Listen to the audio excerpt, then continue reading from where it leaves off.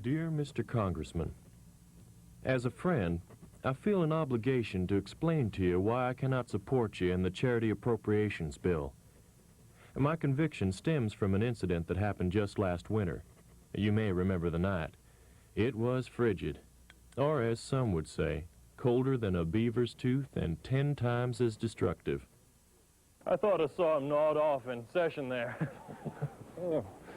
Colonel Crockett, this is a night when a coonskin cap would be the more appropriate attire. Yes, sir. Although coons have more sense when they come out on a night like this.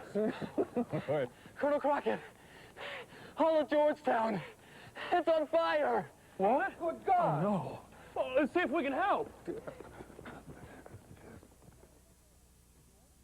The next morning, in a flurry of noble passion, my colleagues and I introduced a bill appropriating $20,000 for the relief of the good people of Georgetown. All other business was put aside so it could be rushed through.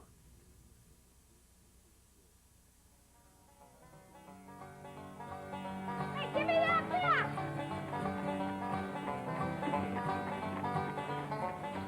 Morning, ladies. Howdy, Davy.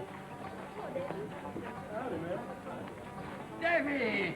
Davy Crockett! Oh, how you doing, old-timer? Fine, thank you. Say, you're doing a great job in Congress. You can count on my vote anytime. Well, thank you. I appreciate that. Yes, all right.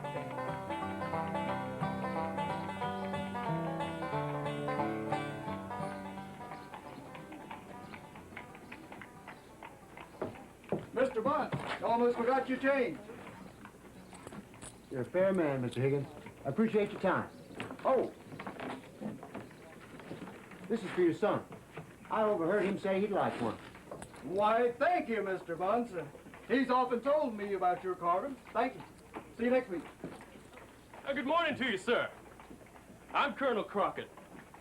And I overheard your name to be Bunce. I believe there's a man named Bunce in my district. I believe you're right, Colonel. Well, if you're headed home, Mr. Bunce, I'd appreciate riding along with you. It's not often I get a chance to jaw with my constituents. And since it's just... Since it's election time. Well, yes. All right. I'll get my horse. I had heard about this man from various sources. He was not what you would call sophisticated. He had a reputation for having a shrewd political eye, and I thought if I played my cards right, his influence could make my candidacy untouchable. But the ride proved to be uncomfortable in more ways than one.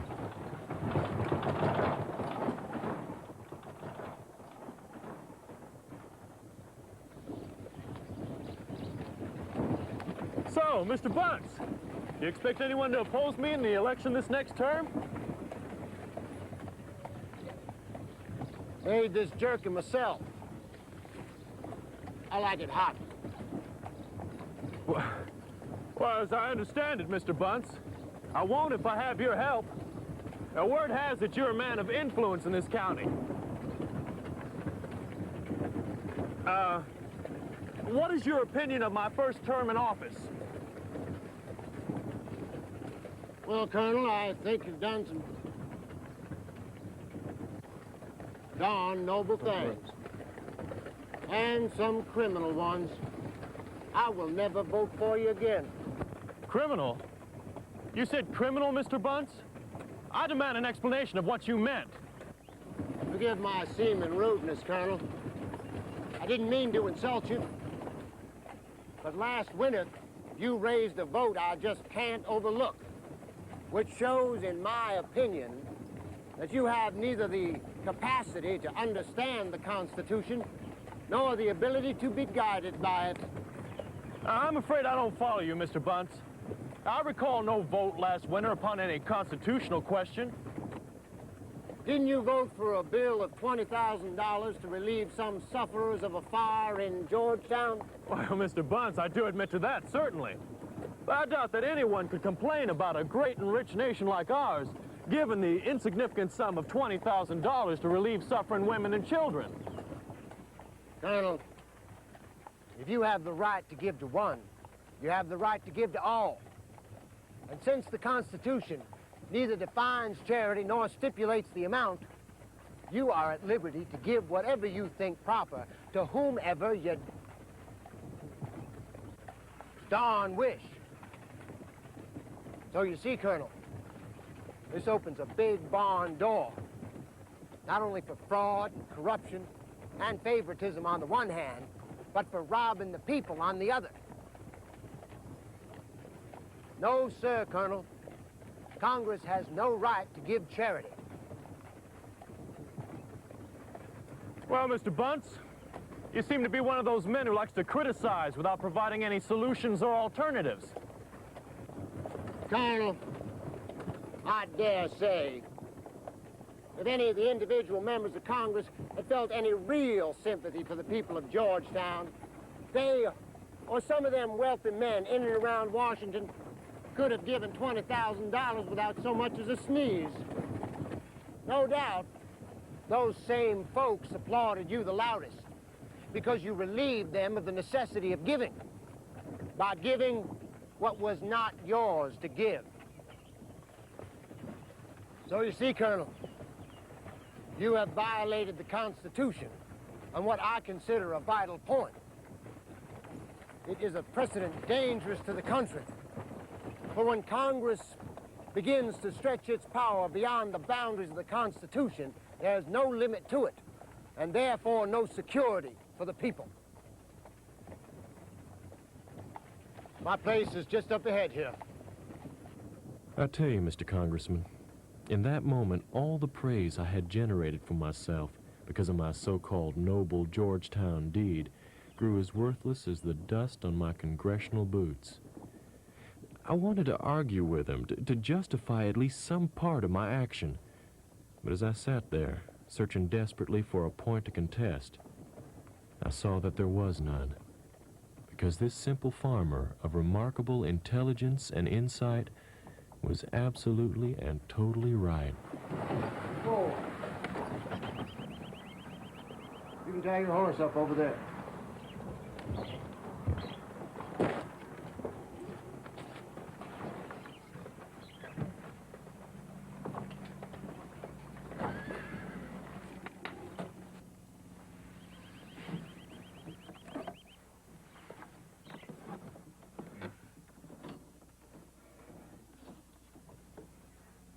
Mr. Bunce,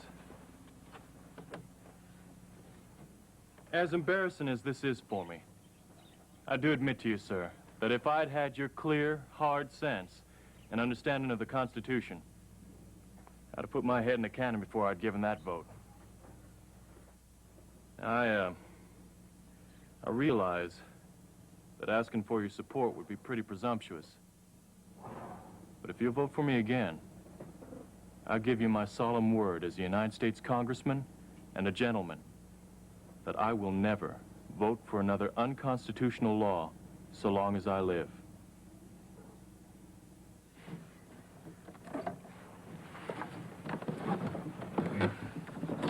I tell you, sir, Mr. Bunce had the uncanny ability to make a man sweat like he was caught between a she-bear and her cub. I didn't quite know what to expect next.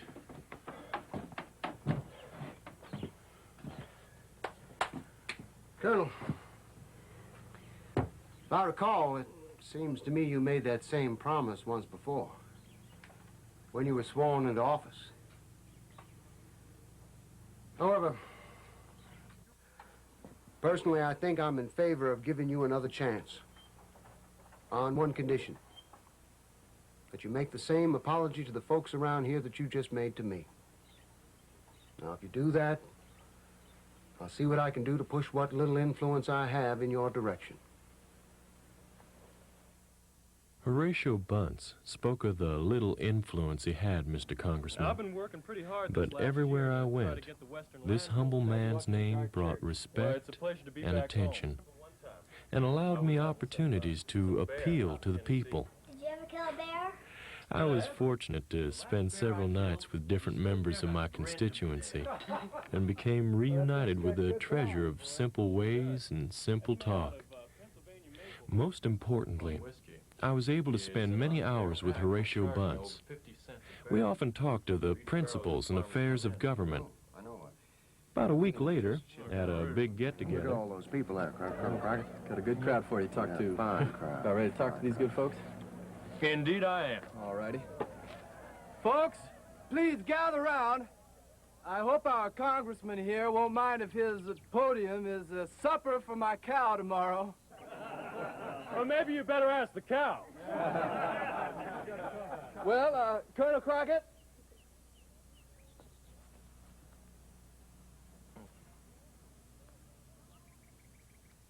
Fellow citizens, or rather friends and neighbors, in this book, there's a proverb that says, before honor comes humility. You're looking at a man who's eaten of that apple. Now, many of you I've come to know well during the past couple of weeks, and my eyes have been opened up to truths which ignorance or prejudice or pride had hidden from my view. I want to acknowledge publicly what I've been telling some of you privately. I made a mistake. I voted for an appropriation of money which was unconstitutional and morally wrong. I see now that my error has or will cost you in multiple ways. I understand more clearly how destructive a noble cause can become when it's under the direction of a misguided politician, and a cocky one at that. I will never make that same mistake again. Now,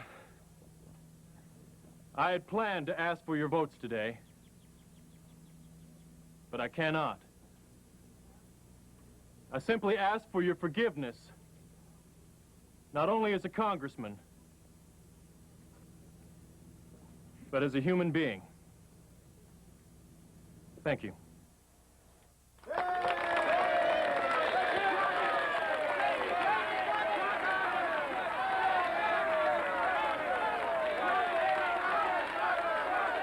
I tell you, Mr. Congressman, those honest, hearty shouts and the trust on the faces of those simple but wise people have meant more to me than all the honors I have received and all the reputation I have ever made.